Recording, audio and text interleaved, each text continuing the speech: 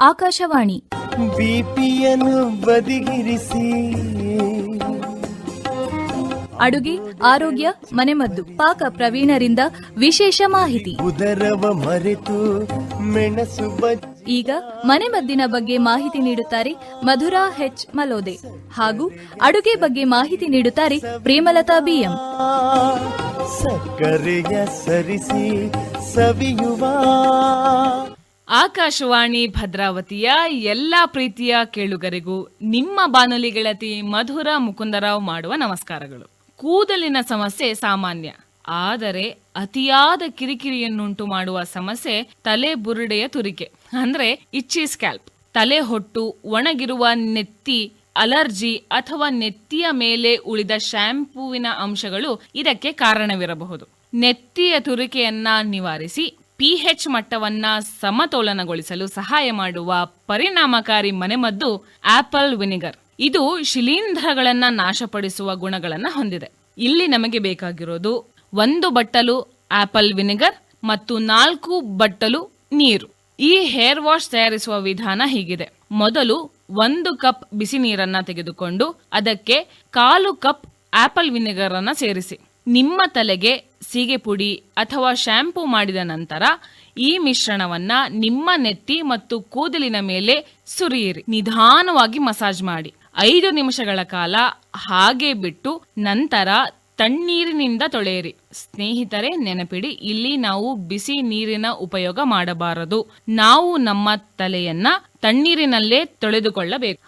ವಿನೆಗರ್ನ ವಾಸನೆ ಸ್ವಲ್ಪ ಇರಬಹುದು, ಆದರೆ ಒಣಗಿದ ನಂತರ ಅದು ಹೋಗುತ್ತೆ. ಇದನ್ನ ವಾರಕ್ಕೆ 1 ರಿಂದ 2 ಬಾರಿ ಬಳಸಬಹುದು. ಆಪಲ್ ಸೈಡರ್ ವಿನೆಗರ್ ಅತ್ಯುತ್ತಮ ಆಂಟಿ ಮೈಕ್ರೋಬಿಯಲ್ ಅಂದ್ರೆ ಬ್ಯಾಕ್ಟೀರಿಯಾ ಮತ್ತು ಶಿಲೀಂಧ್ರ ವಿರೋಧಿ ಗುಣಗಳನ್ನ ಹೊಂದಿದೆ. ಇದು ತಲೆ ಹೊಟ್ಟು ಮತ್ತು ತುರಿಕೆಗೆ ಕಾರಣವಾಗುವ ಶಿಲೀಂಧ್ರಗಳನ್ನ ನಾಶಪಡಿಸುತ್ತದೆ. ಅಲ್ಲದೆ ವಿನೆಗರ್ ನೆತ್ತಿಯ pH ಮಟ್ಟವನ್ನ ಸಮತೋಲನಕ್ಕೆ ತರುತ್ತೆ. ಇದು ಅತಿಯಾದ ಒಣಗುವಿಕೆ ಅಥವಾ ಜಿಡ್ಡಿನಾಂಶದಿಂದ ಬರುವ ತುರಿಕೆಯನ್ನ ಕಡಿಮೆ ಮಾಡಲು ಸಹಾಯ ಮಾಡುತ್ತೆ. ನೆತ್ತಿ ತುರಿಸಿದಾಗ ಹೆಚ್ಚು ಕೆರೆದುಕೊಳ್ಳುವುದನ್ನ ತಪ್ಪಿಸಿ. ನೆತ್ತಿಯನ್ನು ಯಾವಾಗಲೂ ಒಣ ಮತ್ತು ಸ್ವಚ್ಛವಾಗಿಡಿ. ನಿಮ್ಮ ಬಾಚಣಿಗೆ ಮತ್ತು ದಿಂಬಿನ ಕವರ್ಗಳನ್ನ ಆಗಾಗ ಸ್ವಚ್ಛಗೊಳಿಸುತ್ತಾ ಇರಿ. ಡ್ರೈನೆಸ್ ಹೆಚ್ಚಿದ್ದರೆ ತೆಂಗಿನ ಎಣ್ಣೆ ಅಥವಾ ಬಾದಾಮಿ ಎಣ್ಣೆಯನ್ನ ರಾತ್ರಿ ಮಸಾಜ್ ಮಾಡೋದ್ರಿಂದ ತುರಿಕೆ ಕಡಿಮೆ ಆಗುತ್ತೆ.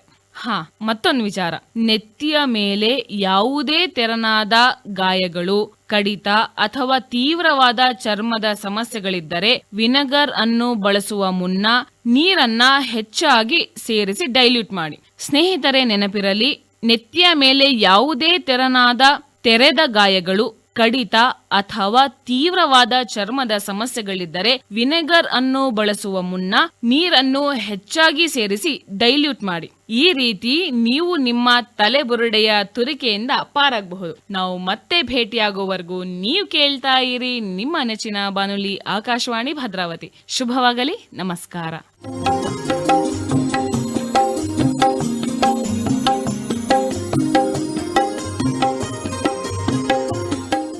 ಆತ್ಮೀಯ ಕೇಳುಗರೆ, ನಮಸ್ಕಾರ. ಎಲ್ಲರೂ ಆರೋಗ್ಯವೇ? ಇವತ್ತಿನ ಕಾರ್ಯಕ್ರಮದಲ್ಲಿ ನಿಮ್ಮ ಜೊತೆಯಾಗ್ತಿರೋದು ನಿಮ್ಮ ರೇಡಿಯೋ ಗೆಳತಿ ಪ್ರೇಮಲತಾ ಬಿಎಂ. ನಮಗೆ ಸೌಂದರ್ಯದ ಪ್ರಜ್ಞೆ ಹಲವು ಶತಮಾನಗಳಿಂದಲೂ ನೈಸರ್ಗಿಕವಾಗಿಯೇ ನಮ್ಮನ್ನ ಆವರಿಸಿದೆ. ಹಾಗಾಗಿ ಪ್ರತಿಯೊಬ್ಬರೂ ನಾವು ಎಲ್ಲರಿಗಿಂತಲೂ ಚೆನ್ನಾಗಿ ಕಾಣಬೇಕು ಎಂಬ ಹಂಬಲ ನಿರಂತರವಾಗಿ ನಮ್ಮನ್ನ ಕಾಡ್ತಾ ಇರುತ್ತೆ. ಚಂದ ಕಾಣಲು ಮೊಗದ ಸೌಂದರ್ಯ ಎಷ್ಟು ಮುಖ್ಯವೋ ನಮ್ಮ ಕೇಶರಾಶಿಯೂ ಅಷ್ಟೇ ಮುಖ್ಯ. ಹೆಣ್ಣು ಮಕ್ಕಳು, ಗಂಡು ಮಕ್ಕಳು ಎಂಬ ಭೇದ ಭಾವವಿಲ್ಲದೆ ಎಲ್ಲರಿಗೂ ಕೂದಲು ಚಂದ ಕಾಣಲು ಕಾರಣವಾಗಿದೆ. ಶಿಸ್ತಿನ ಜೀವನದಿಂದ ಯೋಗ, ಧ್ಯಾನ, ಮನೆಯಲ್ಲಿಯೇ ತಯಾರಿಸಿದ ಆರೋಗ್ಯದಾಯಕ ಆಹಾರ ಕ್ರಮ, ಹಣ್ಣು ತರಕಾರಿಗಳ ಹಾಗೆ ಸೊಪ್ಪಿನ ಸೇವನೆ ನಮ್ಮ ಆರೋಗ್ಯವನ್ನ ಚೆನ್ನಾಗಿ ಕಾಪಾಡಿಕೊಳ್ಳಲು ಉತ್ತಮವಾದ ಬಹುಮುಖ್ಯವಾದ ಅಂಶಗಳಾಗಿವೆ. ಹಾಗೆ ಕರಿಬೇವಿನ ಸೊಪ್ಪು, ಬೆಟ್ಟದ ನಲ್ಲಿಕಾಯಿಯ ಸೇವನೆ ಕೂಡ ಇದಕ್ಕೆ ಪೂರಕವಾಗಿದೆ. ಈಗ ಸಮಸ್ಯೆ ತಲೆಬುರುಡೆ, ತುರಿಕೆ, ತಲೆಹೊಟ್ಟು ಮುಂತಾದವುಗಳನ್ನ ದಿನನಿತ್ಯ ಕಾಣುತ್ತೇವೆ. ಇದಕ್ಕೆ ಮೂಲ ಕಾರಣ ನಮಗೆಲ್ಲರಿಗೂ ಗೊತ್ತೇ ಇದೆ. ತರಹವಾರಿ ಸೋಪುಗಳನ್ನ ಬಳಸ್ತೇವೆ, ಶಾಂಪುಗಳನ್ನ ಹಾಕ್ತೇವೆ, ಬೇಕರಿ ಆಹಾರ ಪದಾರ್ಥಗಳನ್ನ ಸೇವನೆ ಮಾಡ್ತೇವೆ, ರಾಸಾಯನಿಕಯುಕ್ತ ಪಾನೀಯಗಳನ್ನ ಕುಡಿಯುತ್ತೇವೆ. ಈ ಎಲ್ಲ ಕಾರಣಗಳಿಂದ ಈ ಎಲ್ಲ ಸಮಸ್ಯೆಗಳು ಉದ್ಭವ ಆಗತ್ತೆ. ನಮ್ಮ ದೇಹದ ಎಲ್ಲಾ ಭಾಗಗಳು ಆರೋಗ್ಯವಾಗಿರಬೇಕೆಂದರೆ ನಾವುಗಳು ಉತ್ತಮ ಜೀವನ ಶೈಲಿಯನ್ನ ಅಳವಡಿಸಿಕೊಳ್ಳುವುದು ಅತಿ ಮುಖ್ಯ. ತಲೆಬುರುಡೆಯ ಮೇಲೆ ಯಾವ ರೀತಿ ಔಷಧೋಪಚಾರ ಮಾಡಬೇಕೆಂದು ಈಗಾಗಲೇ ವೈದ್ಯರು ನಿಮಗೆ ತಿಳಿಸಿದ್ದಾರೆ. ಈಗ ದೇಹದ ಒಳಗಿನಿಂದ ಯಾವ ರೀತಿಯಲ್ಲಿ ಬ್ಯಾಕ್ಟೀರಿಯಾ ಅಥವಾ ಶಿಲೀಂಧ್ರಗಳನ್ನ ನಾಶ ಮಾಡಬಹುದೆಂದು ನೋಡೋಣ. 15 ದಿನಗಳಿಗೊಮ್ಮೆ 2 ಟೀ ಸ್ಪೂನ್ ಬೇವಿನ ರಸವನ್ನ ಮಾಡಿ ಅಥವಾ ಹಾಗಲಕಾಯಿಯ ರಸವನ್ನ ಮಾಡಿ ಸೋಸಿಕೊಂಡು ಬೆಳಗ್ಗೆ ಎದ್ದ ತಕ್ಷಣ, ಅಂದರೆ ಬ್ರಷ್ ಮಾಡಿದ ತಕ್ಷಣ ಬೇರೆ ಏನನ್ನೂ ಸೇವಿಸದೆ ಈ ರಸವನ್ನ ಕುಡಿಯಬೇಕು. ಹಾಗೆ ಬೇವಿನ ರಸವನ್ನ ತಲೆಗೆ ಹಚ್ಚಿ ಅರ್ಧ ಅಥವಾ 1 ಗಂಟೆಯ ನಂತರ ಉಗುರು ಬೆಚ್ಚಗಿನ ನೀರಿನಿಂದ ಕಡಲೆ ಹಿಟ್ಟನ್ನ ಹಾಕಿ ತೊಳೆಯಬೇಕು. ಈ ರೀತಿಯ ಸಮಸ್ಯೆ ಇದ್ದಾಗ ಪ್ರತಿದಿನವೂ ಮಾಡಬಹುದು ಅಥವಾ ಆಗದಿದ್ದರೆ 2 ಅಥವಾ 3 ದಿನ ಮಾಡಬಹುದು. ಇದು ಬಹಳ ಬೇಗ ಉತ್ತಮವಾದ ರಿಸಲ್ಟ್ ಅನ್ನ ಕೊಡುತ್ತದೆ. ಇನ್ನ ಎಲ್ಲರಿಗೂ ಕೂಡ ರಸವನ್ನ ತೆಗೆದುಕೊಳ್ಳಲು ಸಾಧ್ಯ ಆಗುವುದಿಲ್ಲ. ಇಂತಹ ಸಮಯದಲ್ಲಿ ಪರ್ಯಾಯ ಮಾರ್ಗವಾಗಿ ಹಾಗಲಕಾಯಿಯ ಪಲ್ಯವನ್ನ ಮಾಡಿ ಸೇವಿಸಬಹುದು. ಇದರಿಂದ ತಲೆಯಲ್ಲಿ ಹೊಟ್ಟು ಹಾಗೆ ತುರಿಕೆ ಮುಂತಾದ ಸಮಸ್ಯೆಗಳನ್ನು ನಿವಾರಿಸಿಕೊಳ್ಳಬಹುದು. ಹಾಗೆ ಇಂತಹ ಸಮಯದಲ್ಲಿ ಬಹಳ ಎಚ್ಚರಿಕೆಯಿಂದ ಇರಬೇಕು. ಏಕೆಂದರೆ ಕಾಯಿಲೆ ಉಲ್ಬಣ ಆಗುವಂತಹ ಸಾಧ್ಯತೆ ಹೆಚ್ಚು ಇರುತ್ತದೆ. ಹಾಗಾಗಿ ಸಿಹಿ ಪದಾರ್ಥ ಹಾಗೂ ಎಣ್ಣೆಯಲ್ಲಿ ಕರಿದಂತಹ ಪದಾರ್ಥಗಳನ್ನು ಸೇವಿಸಬಾರದು. ಆತ್ಮೀಯ ಕೇಳುಗರೆ ಗಮನಿಸಿ, ತಲೆಯಲ್ಲಿ ತುರಿಕೆ ಅಥವಾ ಹೊಟ್ಟು ಇದ್ದಂತಹ ಸಂದರ್ಭದಲ್ಲಿ ವಾರದಲ್ಲಿ 1-2 ಬಾರಿ ಸ್ನಾನಕ್ಕೆ ಮುಂಚಿತವಾಗಿ 1 ಗಂಟೆ ಮುಂಚೆ ಬೆಚ್ಚಗೆ ಕೊಬ್ಬರಿ ಎಣ್ಣೆಯನ್ನು ಕಾಯಿಸಿ ಹಚ್ಚುವುದರಿಂದ ಹಾಗೆ ಮಸಾಜ್ ಮಾಡುವುದರಿಂದ ಇದನ್ನ ಸ್ವಲ್ಪ ಮಟ್ಟಿಗೆ ನಿವಾರಣೆ ಮಾಡಿಕೊಳ್ಳಬಹುದಾಗಿದೆ. ಈಗ ಹಾಗಲಕಾಯಿಯ ಪಲ್ಯ ಹೇಗೆ ಮಾಡೋದು ಅಂತ ತಿಳಿಯೋಣ ಬನ್ನಿ.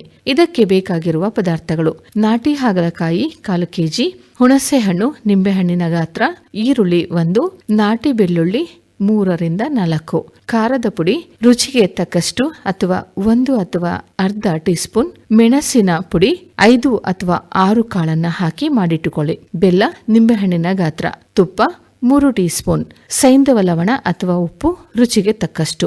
ಇನ್ನು ಒಗ್ಗರಣೆಗೆ ಸಾಸಿವೆ, ಜೀರಿಗೆ, ಹಿಂಗು, ಕರಿಬೇವು, ಅರಿಶಿನ.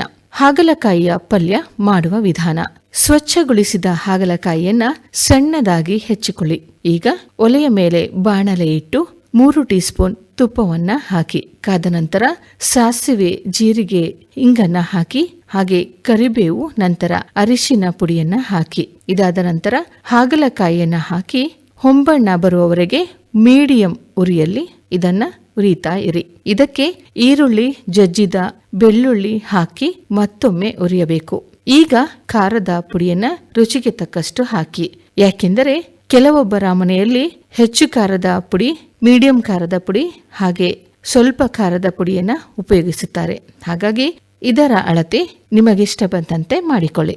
ಈಗ ಬೆಲ್ಲವನ್ನ ಹಾಕಿ ನಂತರ ಸೈಂಧವ ಲವಣವನ್ನ ಹಾಕಿ ಮಿಕ್ಸ್ ಮಾಡಿ.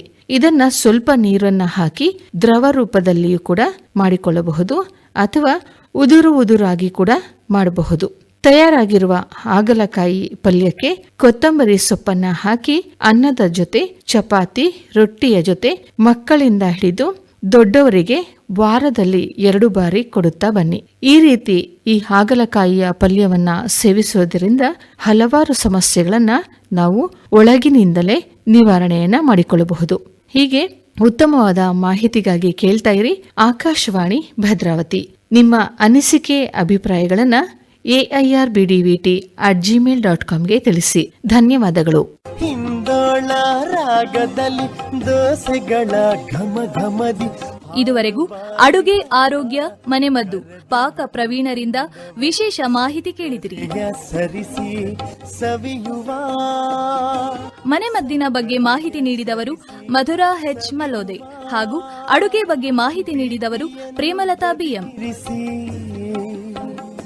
ಕಾರ್ಯಕ್ರಮದ ನಿರ್ವಹಣೆ SR ಭಟ್, ಸಹಕಾರ ಅಶ್ವಿನಿ, ಸವಿತಾ.